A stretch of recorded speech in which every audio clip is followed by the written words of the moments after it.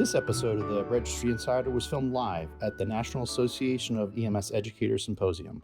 Please excuse the quality of the audio.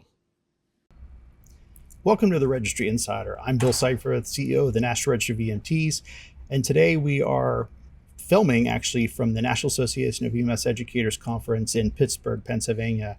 Today's topic in the episode is going to be on a Preceptor Project, education for preceptors. And joining me to talk about this today are Doctors Heather Davis as well as Dr. Maya Dorset. So ladies, thank you for joining me. And before we get into the project of the Preceptor Project, let's talk a little bit about where that originates from, the IDEA Task Force. And of course, Heather, conveniently, you're the chair of that task force. So tell us a little bit about the IDEA Task Force. Sure, I'd be happy to. The IDEA Task Force originated about 4 years ago, and it's a group of interested national organizations who I would call collaborators in big wicked problems, if you will, or big problems in EMS around issues that might involve inclusion or exclusion accidentally, in things that we think of as policies or just historical practices that we've had for a long time that may accidentally be keeping people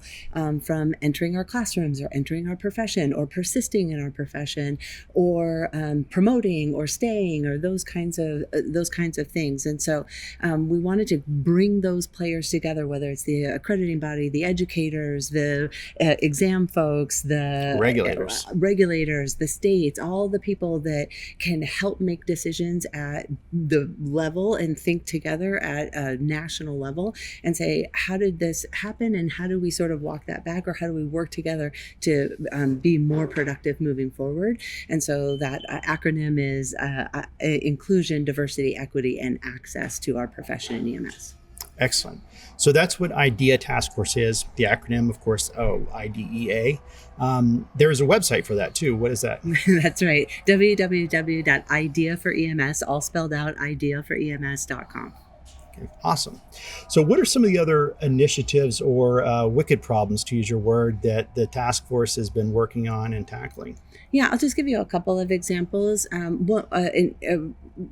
Easy one, or one that we started with, was actually we were thinking about how do we even know who's entering our profession and where they're leaving. And an easy place we started with was, well, let's just go to the accreditors, because we could just ask COE we could ask the accreditors to ask people to measure that or start counting that in the annual survey. And they said, okay, that's fine, but we only have paramedic programs. So now we need to reach out to the states who actually involve the EMT programs. And they're like, okay, well, that's fine. We're happy to, that's an important project, but all the states count that differently. They count it and they measure it differently. And we're like, oh, that's right. We have to, if we want to measure things, we have to measure it the same way.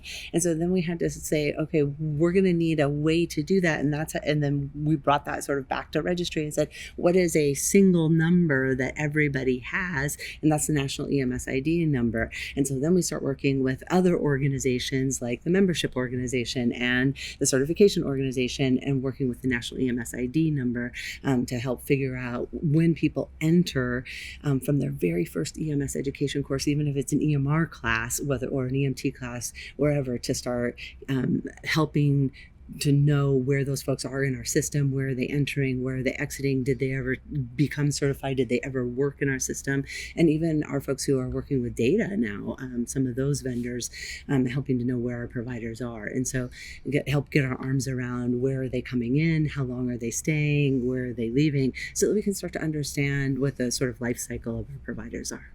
So that is a challenge, to say the least, because it's daunting. Obviously, you're involving multiple national organizations, all involved in the IDEA Task Force. You are tackling a difficult challenge that's never been accomplished before. So a daunting undertaking for sure.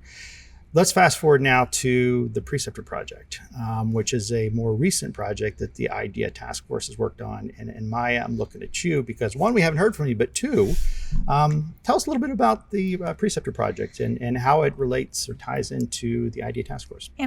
Well, I'm going to say I had no part in the origination of the Preceptor Project, but I feel very fortunate to be a part of like bringing it to fruition.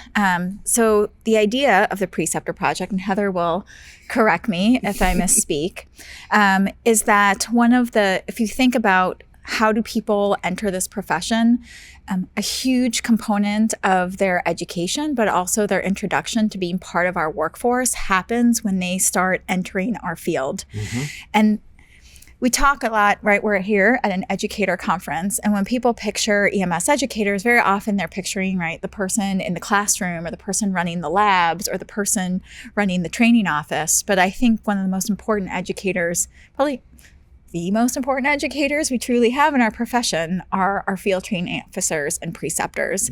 Why is that? Because, right, like, honestly, they spend more time with our students. One-on-one time, too. One-on-one time with our students. And not only do they sort of teach them in the real world, they're also educating our students around, like, what is our specialty, right? Mm-hmm. Like, how do we behave in the field? Like, how do we deal with tough situations?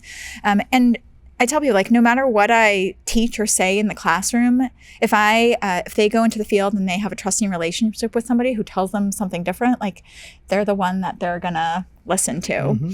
And so fundamentally, like, preceptors are educators and they're role models and they're mentors.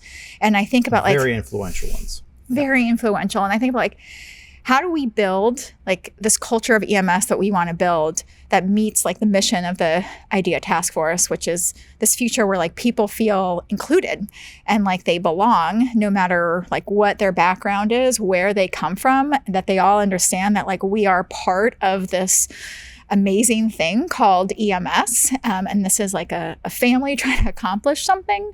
The people they learn that from are their preceptors, mm-hmm. Or their training officers in the field. But if you think, there's some courses, like the National EMS Management Association has some courses that are about like, how do you run those programs? But one of like the deficits we found when we sort of looked at like the scope of like what is available, everybody has to do preceptor training, but there's no standardization. And I think a lot of preceptor training is like, how do you evaluate somebody? How do you give them a score? How do you do all this? But we felt like we needed something that was going to move people to understand like what are the things that help people be successful, but also how do you understand where learners are coming from? Like how do you understand what make the impact of belonging on their success as a learner? And how do you understand how that sense of belonging might be different depending on whether or not they have the same background or race or gender identity or right like sexual orientation as the people who are providing that education. And that when people feel sort of uncomfortable and like they don't belong, or when people don't understand how those inequities might impact somebody's success and this really influential entry into the profession, that's just like a place that we really need to address. And we may be losing people unnecessarily from entering and block them from entering the profession. I would say like we don't have the data yet because not everybody's taking up the EMS idea, but I think most of us can, since it wouldn't take us long to come up with somebody that we've lost. A lot of anecdotes. There's a lot. Dan Batesy presented this morning around college students, a study of 14,000 college students, and 26% of them said that they feel like they don't belong. They have some sort of imposter syndrome just in their learning environment.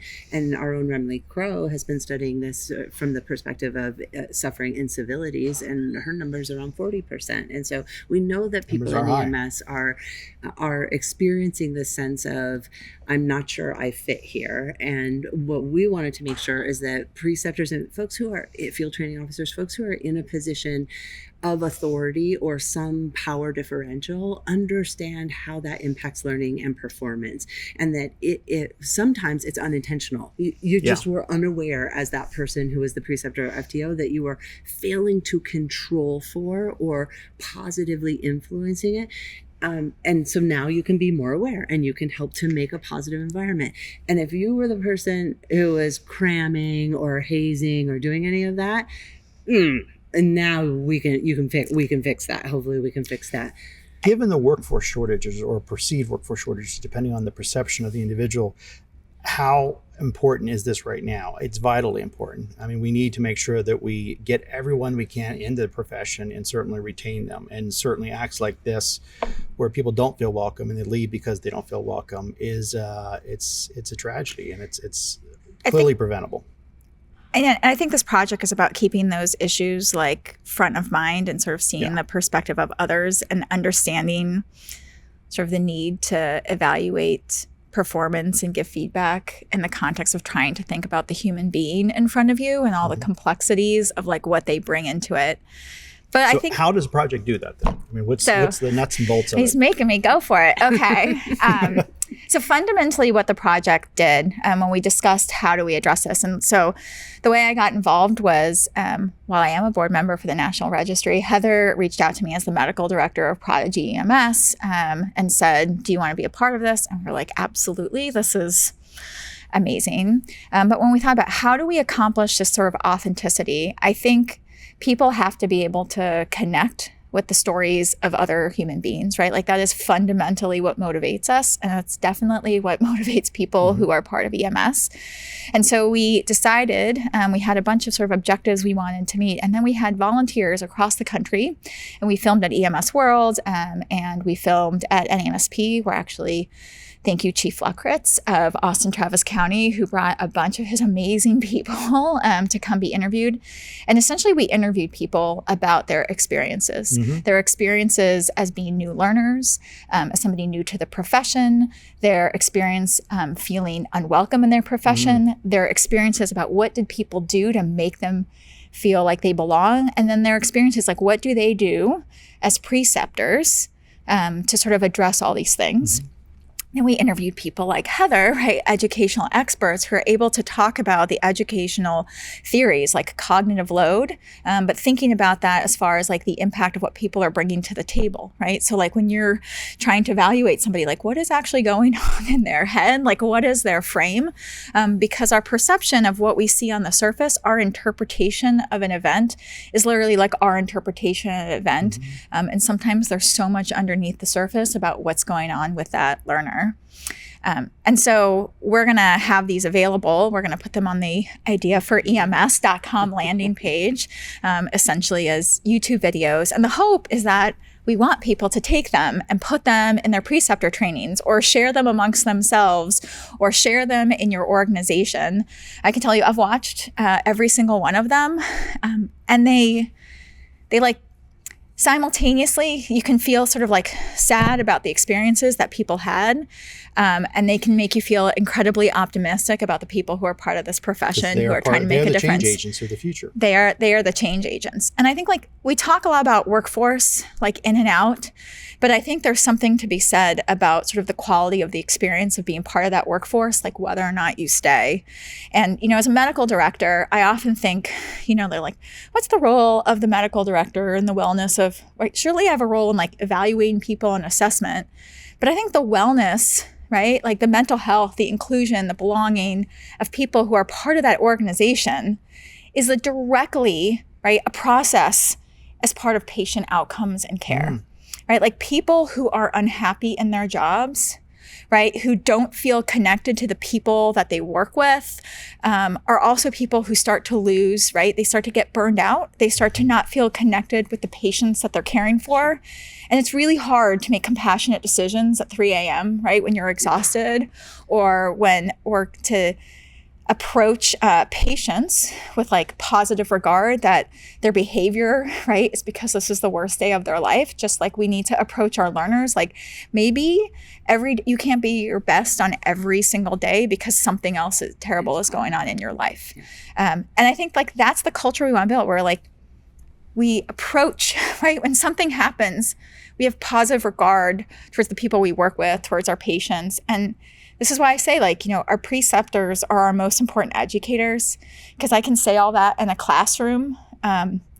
That's not where people like learn that. Most influenced, yeah. Yeah, they have to feel that as part of their experiences, as part of what they see in people that they like look at as a role model. And we did talk about, could we just do a different preceptor course? Could we do a whole course on this? Of course we could. You and I could talk for a week on this content. But remember, we only have people, 20 minutes. Exactly, but people don't have time for that. And most people already have an existing preceptor course or field training officer course that they already are sort of required to do. It might be required by their state or by their county or accreditation. Exactly. And so these were designed in a way that you could pop them into something that you're already doing. You could drop these videos into a kind of add-on resources. Yeah, sort of. So you have a unit in your preceptor program, I know you do, on assessment. So pull these videos that will be identified as the ones that are addressing assessment of learners and put them into there, and then facilitate a discussion. And eventually we do hope to have some wraparound, some facilitated discussion questions, like what conversation might you have? But you all are experienced educators. You probably don't even need those. The video will do it itself, or you could just ask people after you've shown the video in your preceptor FTO training, what are you noticing? What are you curious about? What did you think about what you just saw? Did you notice I didn't even use any emotional words there? I didn't say, how did that make you feel? I didn't go touchy-feely at all. I said, what did you notice? What are you curious about? What are you thinking? And that should be a comfortable place for most people to start. And the other thing that you will notice about the videos is that we tried to find folks who had authentic experiences, because what you'll notice about this panel is that we all look pretty similar. And so we really wanted, and that's the truth in EMS, is that most of you facilitating these class are white will look males. just like us. And so we wanted to make sure that we had experiences that you could share in your classroom that are not from Heather, Maya, and Bill. Yeah. And I think that's the key, is like, sometimes, right, part of effective education is like the effective use of storytelling, but you can't authentically tell a story that's not yours. But that story needs to be told by somebody who can authentically tell it. And so this is one way, right, that even though that's not your experience, that may not be the experience of like somebody in your system that you know about, right, because they may not be in your system anymore. You have an ability to take somebody who's had that lived experience and present their story in a really meaningful way. And they're short, like they're anywhere between a minute, and I think the longest one is like 7.5 minutes long. So very short, very easy to add on to existing modules or sessions, whatever the case may be. So yeah, awesome. So what's next with this Preceptor project? I mean, obviously we'll make these videos we've made available, and I want to acknowledge Prodigy for doing this gratis. Without your expertise and the assistance, this project would not this is been called successful. James DeClemente, Mark Davenport, Powered by Prodigy. Powered by Prodigy. Prodigy. And Hillary Gates and Dave Page, who did a lot of the interviewing, right? Like this Thank is you so much. Yes, this is. It was really a project of love. You and I asked. We were thinking, this isn't what Registry does. You and I were thinking we need a partner, an educational partner who we can distribute and get this information out there. And so we immediately thought of Prodigy, and you guys said yes immediately. And so we were so happy to partner on this project to help move this forward. Yeah, and I think the number one people we really need to thank are the people who donated their time and shared there are very vulnerable experiences for the good of EMS, right? Like they put themselves and they put it out there knowing that this is out there to be like reused to make EMS better. And I think this morning, Dan Batesy used clips from some of these videos to illustrate his point. And I think they were very powerful ways of like incorporating lived experience. And it was a really nice example of like, how can you use this content in your own education? Yeah. So I think there's 5 available immediately, and then the hope is to continue to release them every week or every couple of weeks so that you can keep coming back to the Idea for EMS.com website. You'll find other resources there too. You'll also find recordings of our previous professional learning community events. There's lots of educational resources at the website. You can continue to come back. There's a total of 25 videos, and as they become edited, and then eventually eventually we may have additional like objectives and discussion questions and that sort of thing. There's vision that maybe someday there'll even be a micro credential if you complete all the educational content and you participate perhaps in some sort of practice, activity, some sort of live session, ally training or upstander training, that there might be a micro credential associated with it. But this is a great place to start. Start learning the vocabulary, having the conversation, and really practicing having these conversations with the providers in your community and in your service and in your system, and seeing if you can get some movement on culture change. And I think if putting it out there, right, if there's educators or EMS clinicians out there who are watching this and say like, this part is missing, or we need a story, or I have a story to tell, then contact us, right? Like we'll find a way to include you into this, because, you know, nothing would make me happier than people saying like, I have an experience and I want other people to sort of learn from the experience, or I have a way of doing things that makes, right, that changed everything. Right, that has changed something. And I think the more we can build community around sharing that, I think the more we're working together as a community to build the culture that we want, keep people in our workforce, and sort of, you know, have like compassion and empathy as like a backbone in all the things that we do. Awesome. Well, that's the Preceptor Project. So I'd like to thank you both for joining me today to share it with our viewers and listeners. And again, go to ideaforems.com for a lot of this information, including the videos and other resources on inclusion, diversity, equity, and access for all in EMS. So again, thank you both. Thanks, and Bill. Thank you for joining us. And as always, stay safe.